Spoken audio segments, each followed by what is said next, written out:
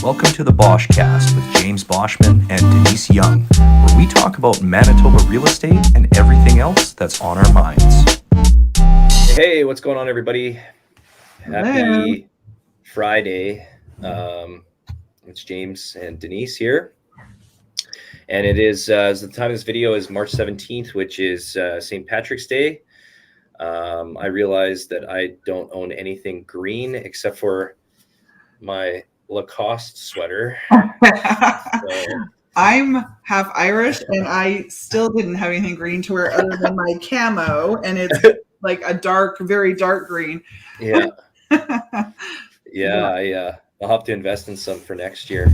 But hopefully I'll be able to green, but hopefully I'll be able to crush a couple green beers later today. So yeah.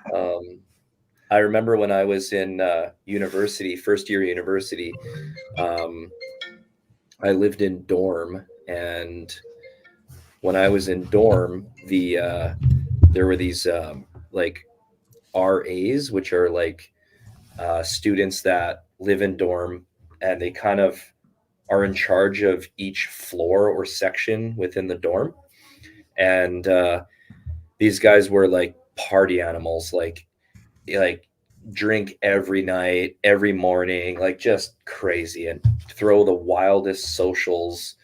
Their job was to essentially rally everybody up and rile everybody up in the dorm to get them to come out to these socials and different events.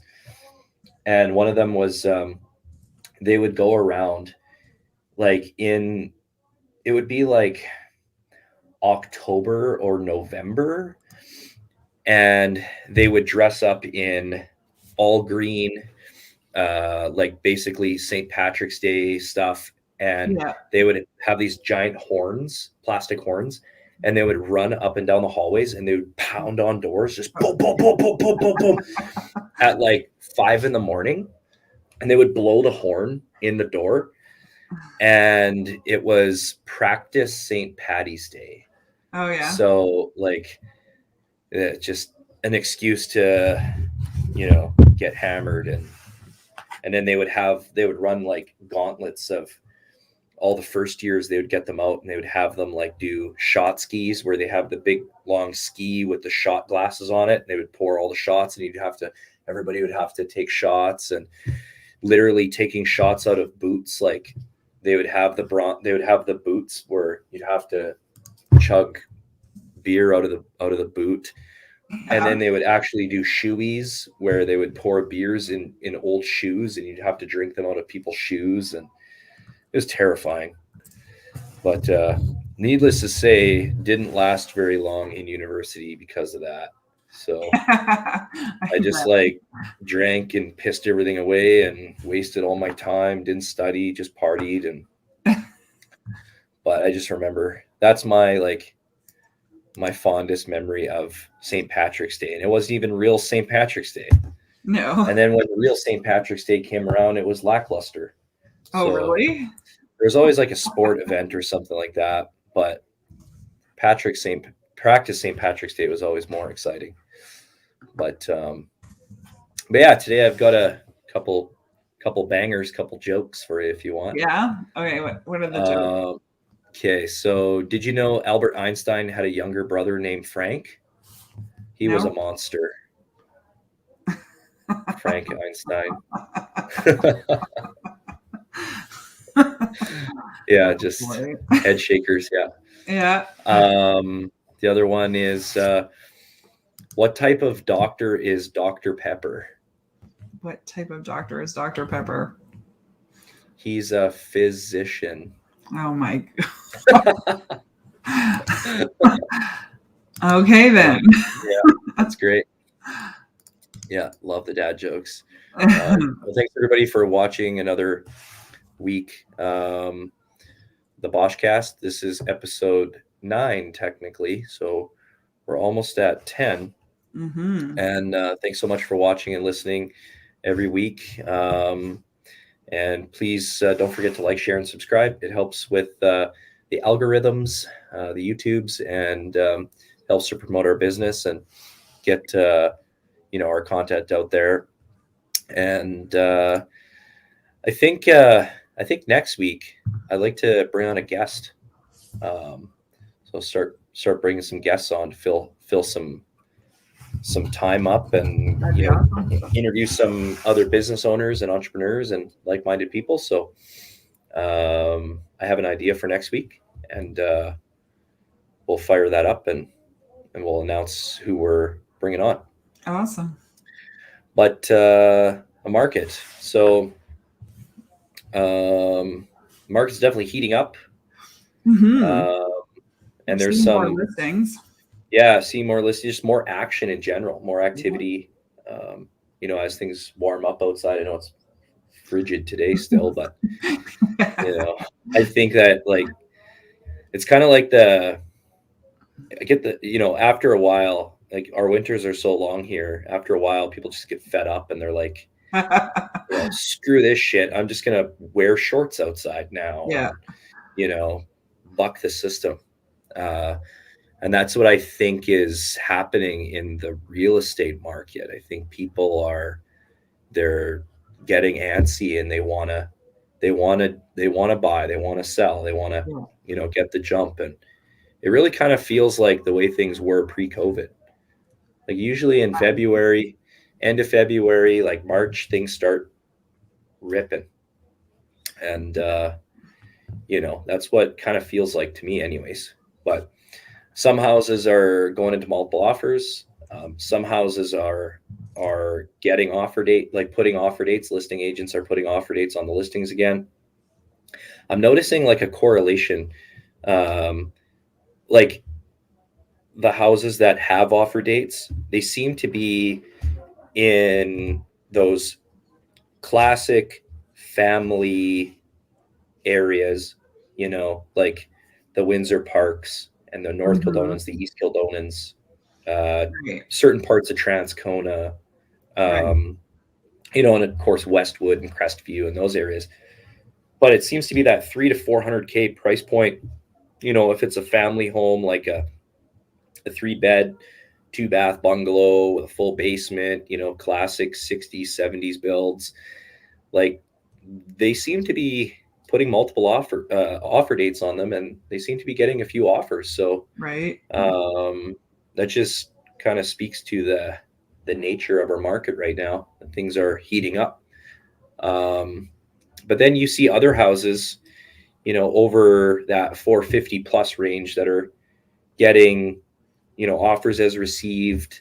A lot of the out of town listings, like the smaller bedroom communities in the small towns, are doing offers as received again, and getting offers that are subject to sale. So we're starting to see the subject to sale offers again, but they're usually subject to the sale of a house in one of these hot markets in Winnipeg, where they're confident if it's priced well, it's going to sell quickly. Right. And so, we're going to kind of later in the podcast, we're going to talk about, purchasing a new home when you currently own an existing home. So the subject to sale offers, and because we're seeing them more and more, I've written 3 in the last 2 weeks. And, so it's definitely common again, going back to a normal balanced market, or like a pre-COVID market. That was quite common. We have these domino effects of, subject to the sale of my existing home, and then somebody writes you an offer and it's subject to sale of their existing home, and it's like you're waiting for all the dominoes to fall. Yeah. But yeah, it's fun. It's exciting. And then, there's some underlying, from a macro perspective, there's some underlying stuff that's happened in the last week. People making a run on the banks in the US. You have Silicon Valley Bank that went tits up, and it sent shockwaves to a lot of similar banks. So these are banks that had a lot of money through large tech corporations and big companies and stuff like that. And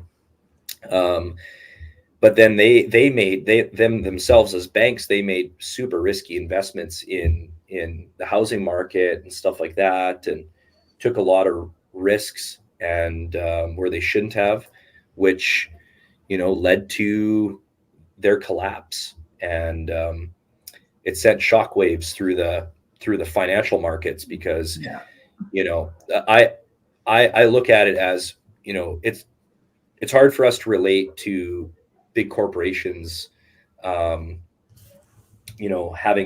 millions and millions of dollars or billions of dollars with a bank, and then the bank goes under.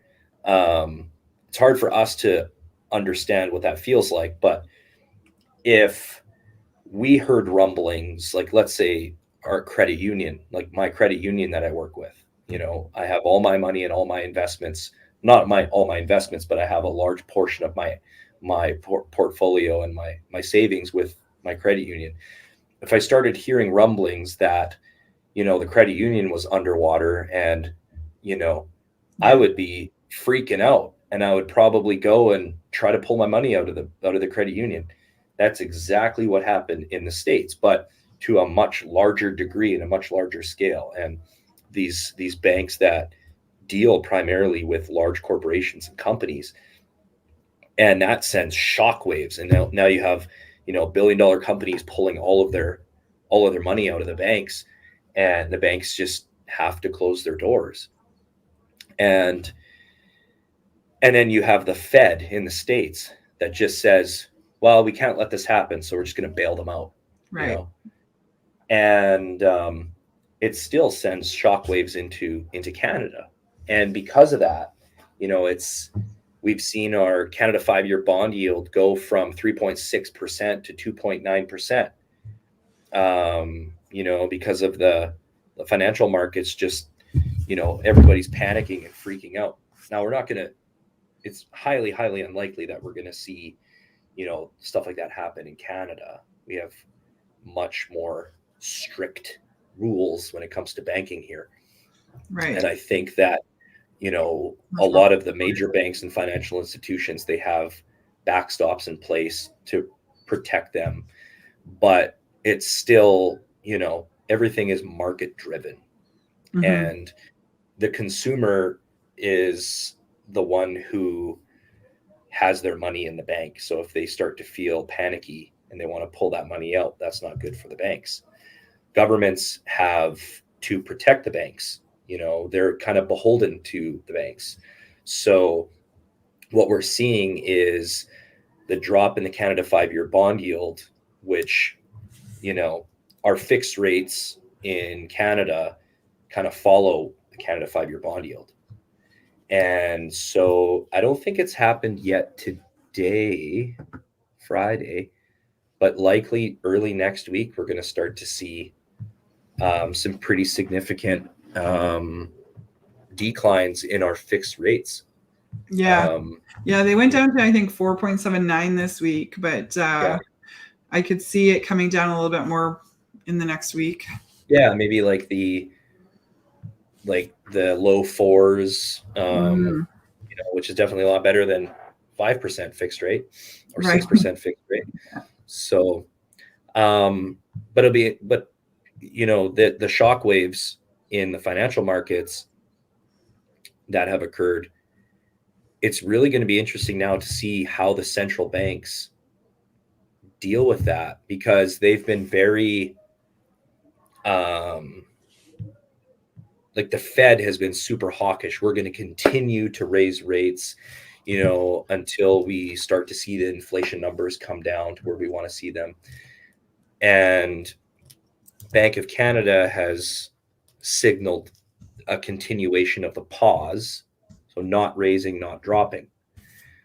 But, with the Fed bailing out the banks in the States, it goes to show how, beholden we are to the banks here. And the last thing that the Bank of Canada wants is to cause more frustration and upset in the financial markets by, if they increase rates, or if they continue with their pause, it's going to continue the the degradation of the consumer confidence in the banks. And so they don't want to, frustrate things even more. They don't want to piss off the banks even more and piss off consumers anymore and cause more bank runs and cause more people to freak out.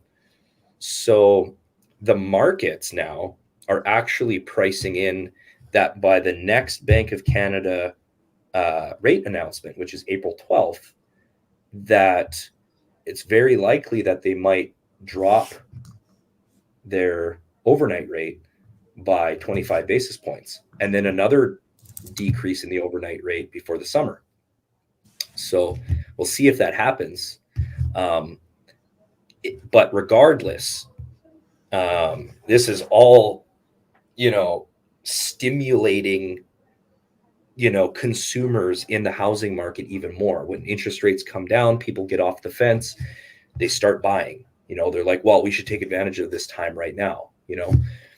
I even have clients who are on floating variable rate mortgages. Yeah. And saying, once the rates come down to a certain number, we're locking in. Right. Because they're just tired of all the time market right now. Yeah. Yeah. So not to say that, people should, but just watch it really closely. And, because it will be really interesting to see what happens. But I think I don't think things are going to continue to increase in terms of rates, but they're either staying the same or they're going to be forced to come down, right? Which is going to further stimulate our crazy spring market that we're just seeing the tip of right now. Right, exactly. Yeah, it's going to be really interesting in the next week or two what happens, because interest rates coming down even a little bit more could impact multiple offers and and see a influx of more buyers that were on the fence. Decide to get in there. But it could also give confidence to sellers, to put their houses on the market. So we could either see, a bit of a seller's market again, where we have a lot more buyer confidence and more buyers than sellers, depending on how the inventory picks up. Or we could see more confidence from sellers wanting to put their houses on the market, which would match the demand out there. So, but I just think next couple months here is going to be a lot of action in our market, which is good. It's exciting. So I guess we'll see what happens next couple weeks here. But yeah, don't rush out and start pulling money out of the bank. That's not. Here in Canada, we're insured a lot better than the States are. So yeah, we're not going to be experiencing another 2008 great financial crisis by any means. It's just a couple outliers that had a lot of capital, a lot of investment from these giant corporations that decided to take some real risky moves with their money and, ended up not working out so well. So, but yeah. I forgot to put the ticker up for the last, but I didn't even notice that. But yeah, it's story time. Story time. Okay, so I got a kind of a funny one, and it has to do with it's called Wild Child Home Inspection, but it has to do with a buyer client. So I had this home buyer client years ago, pre-COVID. She was a military relocation, and she was moving from another province into Manitoba. Okay. And single woman, super nice lady, and she wanted to be as close to her work as possible, which was in the St. James area. So like the military base there. Yeah. And so we were looking at St. James and the West End. like the Mhm. Sargent Park part of the West End primarily. Okay. She just wanted something easy maintenance, small square footage, nothing crazy, 2 bedrooms kind of thing. And we were out looking her house hunting trip. So the way it works with relocations is they get their green light for the relocation to happen. Mhm. And then the next part of it is if they're coming from out of province, they have to schedule a house hunting trip. So usually the relocation company will cover flights or, expenses to travel to the city that you want to purchase a home in or want to relocate to. And then, they'll find a realtor and then basically just look at as many houses as they can fit in, a couple day period. And the idea is that they have to purchase a house. So we were literally looking at everything. And at the time there was a lot of inventory, and, Okay. She had a fairly healthy budget. So we were looking at everything under the sun. She was trying to get a feel for the different parts of the West End, different parts of St. James. Mm-hmm.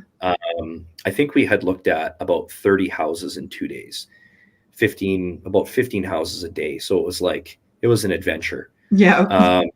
And she settled on a nice little bi-level, and it was a 90s built bi-level in Sargent Park.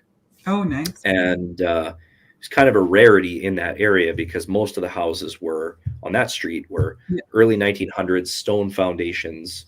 This was something that was relatively new. It had a fully finished basement. Yeah, a little 90s built infill house. Yeah. So I remember I booked the showing, and the listing agent called me, and he confirmed the showing, but then he followed up with a phone call, and he said, I just want to warn you that we've had some issues with showings on this property. He said the seller is a single mom. She has a teenage son who she has to also relocate. The mom also has to relocate for work. So that's why she's selling. Yeah. But the son does not want to move. He is like super upset and like completely unruly. And he's going to rebel. He's going to rebel. And basically, he said in the past, basically what happens is like the mom will go to work. The teenage boy will stay at home by himself, and he will make as much of a mess as possible in the house. He'll basically destroy the house in anticipation of showings because he wants to sabotage it, right? Right. Doesn't want mom to move away. Doesn't want the house to sell. So, kind of feel for the kid because I myself moved around. I can't even count on 2 hands how many times I've moved as a child and how hard that was. Right. And so I was like, you know what? I totally understand. Just confirm the showing. If the son is home, I'll preemptively tell my client what's happening so that we can look past any disasters that we walk into. So sure enough, this kid is home. I opened the lockbox. I knocked on the door. Hello, it's the realtor, just here showing the house. And the kid starts yelling, I don't give a F, F you, blah, blah, blah. And he is upstairs and he's cooking food, and he left his chicken fingers in the oven for too long. And there's black smoke pouring out of the oven. There's dishes all over, dirty dishes everywhere, clothes everywhere, dirty laundry. Like it was a disaster, Yeah. And so I'm like, just look past everything. Like, look at the bones of the house. Look at the layout. Yeah. Just look at the house. And she was really understanding. She kind of felt bad for this kid too. Right. So we're looking around, ends up being the best house. She's like, I want to write an offer. So we write an offer. We negotiated the possession date. We wanted to make sure that it worked for both parties. My client wanted a home inspection. even though it was a 90s built house. Well, And the I think with military, relocation, we have to. yeah, yeah. So military relocations require, most of the time, they require Yeah. some form of inspection. Mhm. They pay for it. So the home inspector one of the inspectors that they recommended was an inspector that I used to work really, really closely with, and great guy. And so we set up the inspection, and it was a Saturday morning inspection. Okay. So we're there like bright and early, like 8:30 in the morning. And the realtor confirms the home inspection time. He's like, okay, yeah, you guys are good to go for 8:30, but we're going to try to, the mom, the owner of the property, made a real effort to make sure that the son wouldn't be there. Yeah. So the mom, he's like, the owner is out of town for the weekend with her boyfriend. The son is staying in the area with the grandparents. Okay.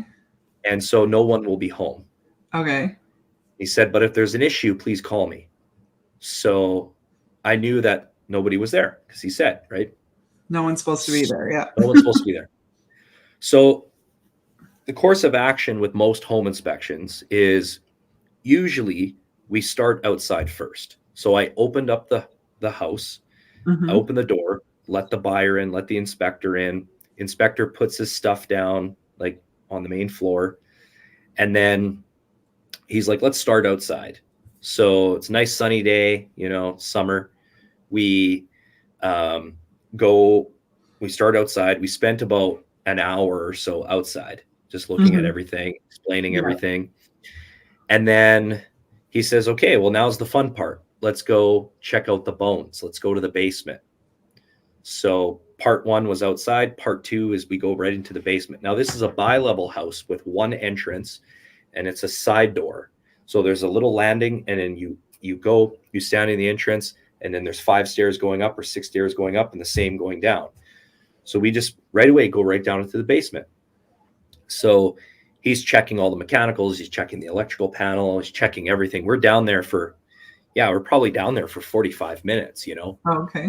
And my client, she's like pretty confident that she's going to move forward with this house. Like, there's a few little things that need to be fixed, but nothing crazy, just signs of a well lived in house and some things that haven't been maintained properly, but she was comfortable with everything.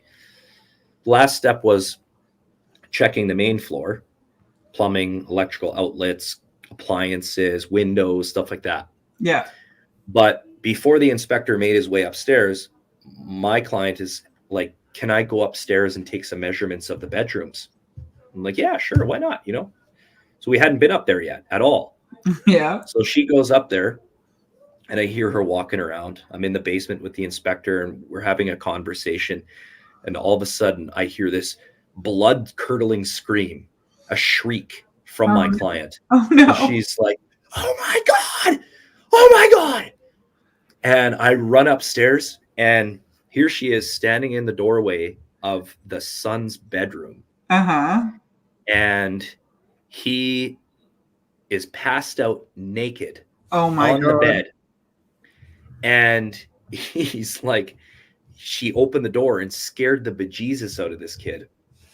And he's standing there, and the whole room reeks of pot smoke, reeks of weed smoke. There's bongs everywhere. There's like crushed Lucky beer cans everywhere, and he starts freaking out. So now they're like screaming and yelling at each other, and he's swearing at her and everything. So I come up there. I was like, hey, you're not supposed to be here. Yeah. And he was like, this is my house. And he starts arguing and shouting back and forth. Yeah. And he was like, get the hell out of my room. And he goes and he slams the door on us. Yeah. And then he starts like throwing stuff in his room and everything. And then I hear him like light up his bong. I could hear the bubbling of the water bongs. Just like, and I'm like, my client is like, what the hell is going on? Right. So I'm like, let's go outside. I tell the inspector, I'm like, Mike, let's go outside. So we're all standing in the yard. I phoned the realtor. I was like, the son is home, and We have been at this home inspection for nearly 2 hours now. And we started outside. Then we went to the basement. My client decided to go upstairs by herself to take some measurements of the bedrooms. And when she opened the son's bedroom door, he was in there, buck naked, beer cans everywhere, bongs everywhere, and they scared each other. And he started freaking out, and he's throwing stuff, and he basically kicked us out of his room. And he said, "Oh my God, James, I don't even know what to say." So he phones the mom, can't get a hold of the mom at all, can't even get a hold of the owner of the property, right? Yeah. He gets the phone number for the grandparents. This kid was supposed to be staying at grandparents all weekend. What he did was he broke out of grandma and grandpa's house. He went partying. He went partying down the road at one of his buddies' houses, and then decided to go home intoxicated or high or whatever, and just passed out. Yeah. And, didn't care about the inspection, and so Mike, the inspector, and I walked back into the property, and we were like, "Listen, out, like, get out. I don't have anywhere to go." I'm like, "Put some freaking clothes on and get out of here. Like, this is a home inspection." And I was like, "Did you not hear us? We've been here for an hour and 45 minutes, like almost 2 hours. Like, the freaking inspector was on the roof of the house. Like, you didn't hear somebody on the roof of the house, like, no, he's passed out. Yeah. So, why couldn't he go back to grandma's house? Yeah. So he picked up all of his stuff and he did the walk of shame. And, the realtor called me after, and, I guess the grandparents were driving around, like, trying to find him, because I told the realtor that the kid had left. Yeah. And the grandparents picked up the kid, and he was safe and sound. But, like, what a crazy experience that was. But my client ended up, she satisfied the conditions. Everything was great. Took possession of the house. Everything was spick and span, no issues. But that was a pretty wild experience. No kidding. Yeah. So never a dull moment. No, especially always something. Winnipeg real estate market. But yeah, I just felt so bad. Like, even after, I'm like, I feel so bad for that kid. He's probably traumatized, and mom's out gallivanting with boyfriends probably, and just and it's a hard age to be forced to move. I remember having to move from Transcona to Anola when I was 15, and I was miserable about that, right? Like, it was like the worst thing that could happen. Yeah. Yeah. So I was born in the Maples in Winnipeg. Mm-hmm. Yeah. My parents moved to Rosser, Manitoba. Oh, yeah. Then from there, we moved to Stonewall. Oh, wow. I went to elementary in Stonewall. Then from Stonewall, we moved to Portage. I went to finished off elementary in Portage. Then my parents moved to Oakville, Manitoba. Right. So I did middle school, my entire middle school in Oakville, Manitoba. Then the only high schools that were there, it was Eli or Portage. Uh-huh. And so was my moved out with my mom. She lived in Portage. I went to Portage High School. So, and then my mom moved around. I moved around with my mom a number of times as well, right? So I understand how challenging it is to make friends and then have to move and leave your friends and then make new friends again. Like, and I can't remember how I was as a teenager, but I was probably, I wasn't, I don't think I was ripping bongs and crushing beers and, running away from home, but I was definitely. I talked with my mom a lot about the move. Yeah. I know it was really hard on me, but here I am, and how I made it this far, I couldn't tell you. Well, I laugh now because as much as it was the worst thing ever at the time to move to Anola when I was 15, and I did continue to go to school in the city, but now I had to take the bus for an hour in the morning and an hour at night. But then I met Jameis while I lived out in Anola. Yeah. Yeah. So well, it's funny, like the butterfly effect of our lives. Like if we look back and, if my parents hadn't moved from Stonewall to Portage, where would I be today? Right. Or if I hadn't moved from Portage to Oakville, where would I be today? And it's like, but hindsight's always 2020, right? You have to keep moving forward. Exactly. So, but yeah, let's get to our topic this week, which kind of piggybacks off of the first part of the podcast. Sure. So super common question, often a dilemma in the minds of many clients, which is, should I buy, if I own an existing home, and I'm looking to upsize or downsize or move to a different town or city or whatever, how do I do that? Do I sell my house first and then go buy something? Or do I find something first, buy it, and then sell my house?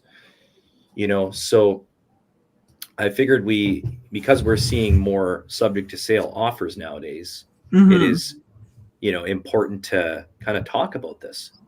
Over the last few years, COVID, the market was so crazy, you wouldn't even dare think about writing an offer with a subject to sale because it would get ripped up right away, right? But now it's a little bit more common, depending on the property, and that's the big thing. Right. So, like going back to that question, should you buy a new home first and then sell, or should you sell first and then buy? So I always say that this is very specific to your situation. Yes, it's a hard one to do a generalization on. Right. Definitely. So we want to look at your entire situation, what your goals are, what your motivation is, and then ultimately look at your property and then talk to your bank. Right. So there is a process that kind of needs to happen. I like people to talk to their bank first. Yeah. Because I want to know, can they carry to, whether they want to or not, can they carry two properties if we choose to go that route, right? Right. That's a good part of making the decision, is knowing, can we? Yeah. Because if you can't, then it limits your options on what you can be doing. Yeah, what you have to do. Yeah, you have to sell first then, kind of. Yeah. Right. Yeah. So it depends on, okay, well, how sellable is your house? Right. What is the market like where your existing house is located? The house that you want to buy, what's that market like? Yeah. Is there a lot of action on the house that you want to buy? Will they even consider a subject to sale offer? And so how often does a house come up in that area that would fit your needs? Yeah. So if you had to sell first and then buy, what's the likelihood that something else is going to come up that fits the bill? Yeah. I'm dealing with this right now, and with some clients, and they're kind of like, they have their eye on one house. We've written an offer subject to sale. Yeah. But if they don't want to take it, then we're still going to list their house, because the motivation is that they need to downsize or they need to get their kids over here. So regardless, it's happening. It's just that they'll make something work. It's not like, I have clients who are in a similar situation, but what they're looking for is a unicorn. So if we sell their house, they might end up homeless. Yeah, exactly. Until that unicorn comes on the market again. So I always like to say that, usually there's kind of three options, and what'll determine which option is right for you is a mix of the market. It's a mix of what the bank will allow you to do, right? And how confident we are, so how much of a risk do you want to take, or do you want to stomach, right? So the first option is to sell first. Yeah. this is always, I think, the best option if you can do it, because you can dictate what the possession is going to look like to the future buyer. You could say, oh, well, this is the price that I need. And this is the possession that will make us feel comfortable. So, usually it's like, hey, let's put 4 months, let's ask for 4 months possession. We can make it sooner by mutual agreement.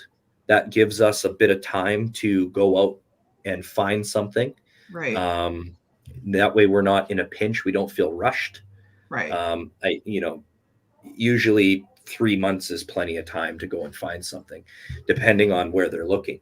But this also gives you an upper hand when you are trying to shop for the new house, because it's one less condition that you have to put in the offer.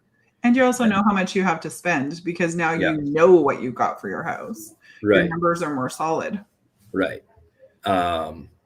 So there are some cons with it. The cons could be that, well, what happens if you don't find that unicorn? If you sell, you've just sold your house, you got a great price for it, you got the terms that you want, but within that period of time, you still haven't found that house that you want. You have to find it and possibly bid on it, right? So it could be that, you just sold your home, but you might have to rent something for a little while, or you might have to live with family. And that's where talking to the bank is going to be important, because if your idea is that you want to, keep your existing mortgage rate, and you just want to port the existing mortgage over to the new property, puts you on a time limit. Could put you in a time limit. Also, if you don't find something, you're going to have to close out your existing mortgage, which could result in some penalties, depending on the lender, and then requalifying based on the new interest rates for the new property. Right. So it's a delicate dance that, is very specific to your situation and your property. And we have to come up with a full picture game plan and then a backup plan from there. Right. But usually the sell first, then buy is the most, I would say the easiest option, because then you know exactly what you have to work with. The second option is to buy first with a condition of the sale. Right. So, we can look at properties. We can do an assessment of your existing property to give you kind of a ballpark range of value, to say, once we find that property, we're ready to hit the ground running, put your house up for sale. There's no dicking around. There's no, oh, well, we don't have it painted yet, or we don't have it cleaned yet, or we don't have it this or that. It's just, you find the house, you write an offer subject to the sale, get your house on the market immediately. Now there's cons with that, because it depends on the market. If it's a super hot or decently hot seller's market, that means there's probably other buyers out there that the listing agent knows about, or the sellers know about, that would likely purchase that property without that condition. Right. So do they want to accept an offer like that? First of all, it can also, adding a condition of sale can also hurt your chances if you wanted to further negotiate on things like price, or, if you wanted to include the lawnmower or something like that. Like they're not going to look at your offer as seriously as they would if you didn't have that condition. But again, depends on the property. If it's a higher priced property and you're moving up, and it's been on the market for a little while, if it's offers as received, maybe they are a little bit more receptive. Right. A subject to sale offer usually will garner what's called a 48-hour clause, or a time clause. So this is something that is typically pre-written in to the deal, or negotiated during the negotiations by the seller and the listing agent. I like to pre-write it so that I can choose the time frame that I'm most comfortable with, and make sure it's written in the way I like it written. And then it shows good faith from the buyers as well. Yeah. They understand, and, you know, they're makes their offer a little bit more appealing and stronger than, you know, looking at it and you're like, oh my gosh, there's a 60-day condition for the sale, but, you know, we don't want to tie our house up for 60 days on a condition. What happens if they can't sell their house? Well, then they can back out, and then we're left 60 days down the road and we have to relist the property and find another buyer. So the point of a time clause or a 48-hour clause is they can accept your offer, so they have a bird in the hand, and they can give you the opportunity to try to sell your house, but they will continue to market their property as an active listing. And in the event they get another offer, like a backup offer, that offer, once it's void of conditions, so they can accept another conditional offer, you know, on financing or home inspection. But once those conditions are satisfied, the sellers can then go ahead and give you 48 hours or 72 hours or 24 hours, whatever that time frame is. Freedom on time is. That's why I like to write it in, because then I can put a longer time. Whereas I've seen people come back with 6 hours. Yeah. Right? Like, and that's, what can you do in 6 hours? Yeah. So when they do finally accept that backup offer, they can invoke the time clause, which means you now have that amount of time to remove your conditions or walk away from the deal and keep your deposit and move on to another house. Yeah. So it's kind of like a point of a bidding war at this point. It's just about you have first right, and you either choose to remove your conditions or move on. Yeah. The other option, the third option, which is the most, I would say, risky option, but I have seen this option probably more so in the last few years than any of the previous options, which is you purchase first with no condition of sale. Yep. So you just have a financing condition in your offer, or no condition if you're competing in multiple offer, which is what we were seeing over the last couple of years. And likely what's going to happen is you can either get an approval to carry two mortgages or not. Right. And if the bank says you have to sell your existing home, then what they'll do is they'll say, we hereby approve the financing of the new property subject to or conditional upon you having a firm sale on your existing home before you take possession of the new home.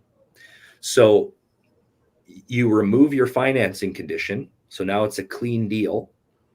And then we have to make sure that we're going to get a firm offer. We're going to get a firm sale on your existing house when it gets listed. Right. A little bit more risky. So we have to, number one, we got to make sure that we're priced accordingly. We're priced to sell. You might have to be a little bit more flexible on your terms and conditions on your sale then. Yeah. Yeah. So we just got to ensure that your house is sellable, that the price is reflective of a quick sale, because you don't want to be in a position where you've just satisfied your condition or you've written a clean offer where the bank is telling you that you have to have a firm sale in your house, and then you can't close on possession. Right. But if you can carry the two, then you could possibly, if it sat on the market a little longer, you could put a renter in there or something. Yeah, exactly. Yeah. But I saw the third option here a lot, and I still see it a lot, where people are in a position where they have an existing home, but they'd like to build something. Right. And if it takes, 8, 10, 12 months to build, the builder is going to require some sort of deposit up front. Usually it's 5% or 7% or 10%. Right. And not everybody has that in capital that's liquid where they can just write that check to the builder. So they have to do a home equity line of credit to pull that money out of the equity of their existing home, use that towards the deposit so that the builder can start the construction. Right. Chances are the purchasers also have a financing condition because the bank still wants to look at the property, and maybe they'll want to do an online appraisal or something.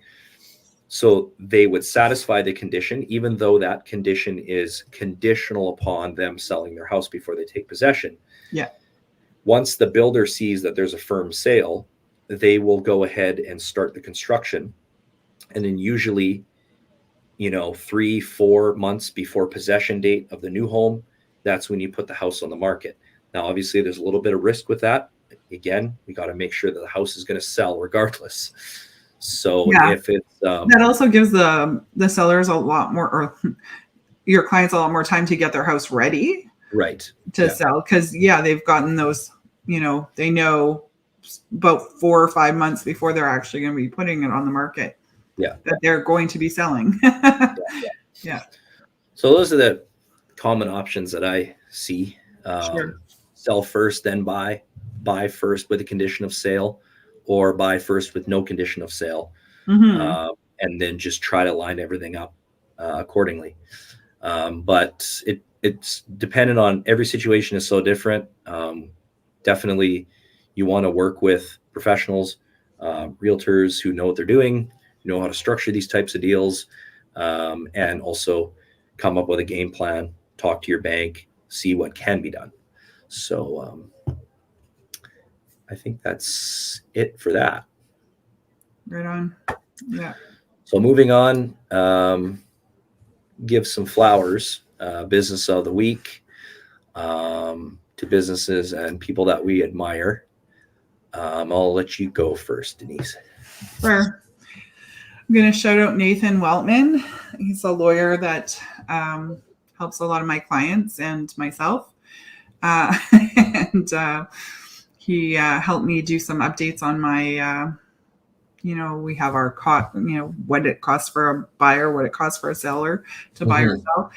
Help me do some updates on that with some, fees and costs that we don't always see as the realtor. So did an update to that this past week, and recently helped me drop my will. And, as I reached 50 years old, I realized how I'm not quite there yet, but getting close, and realize, that even though we don't have children, we probably should have a plan, and he helped me with that.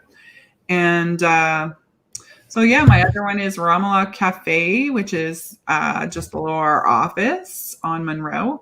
And I ordered from there for the first time, and it was very tasty. Brought some lunch over to hang when I was hanging out with my stepmom the other day while my dad went out for lunch. And she's not the greatest eater. Like, she eats very little, and she devoured it. Oh, yeah. It sure smells good over there. Yeah, well, and I have to say, I made the mistake of picking something with so much garlic, and I still had clients after, and it was just garlic. It was very delicious.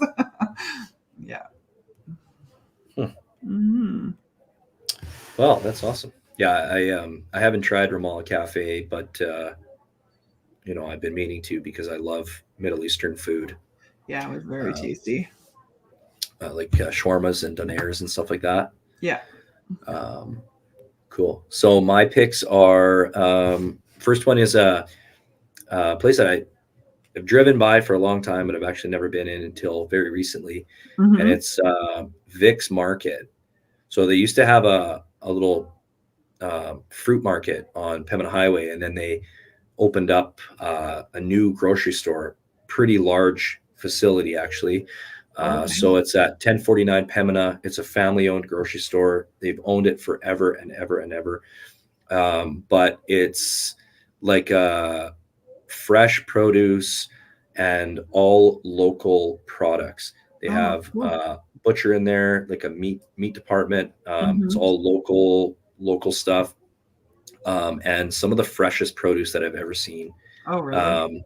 And when I walked in, first thing that I saw was a giant Spice World rack. Oh, really? And so I went to town and bought like a whole bunch of Spice World seasonings, spent too much money, but yeah, I walked around and looked at everything, and definitely going to be going back there. Yeah. Especially since Crampton's is closed. So this is a great alternative. They have a lot of like local produce, local farm stuff, and just great products all around. So definitely recommend checking it out. And then just our local insurance company, One Insurance, East St. Paul. So they're 3014 Henderson Highway, close to our house. We've dealt with them for years with our own home insurance and car insurance and everything else insurance. They're super great. They're super knowledgeable, and it kind of feels like a small town. Well, it is a small town insurance agency, but they really make you feel at home there, and super friendly, super nice. So if anybody's looking for insurance, they're a great option. And very knowledgeable, very friendly. So, but yeah, those are my picks. Awesome. So I guess that concludes our journey for today, and look forward to next week and seeing what happens in the market. And if anybody out there has any real estate related questions or needs help with the real estate needs or goals, feel free to reach out. We're always happy to help, and look forward to seeing you guys again next week. Sounds good. Peace out. Bye. See you later, guys.